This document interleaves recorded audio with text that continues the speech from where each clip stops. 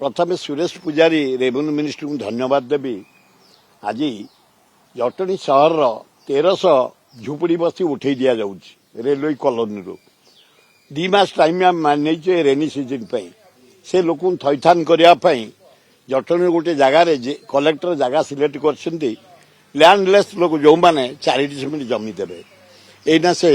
मो आगे आम आप्लिकेसन ग्रहण कले कलेक्टर फोन कले तुरंत कहले रेनी सीजन डीआरएम कहीदेव ये हूँ ओडिशा ये इंडिया कथा नुह ये लोक माने दुखी लोक चतुर्मासा समय जीवे कुआड़े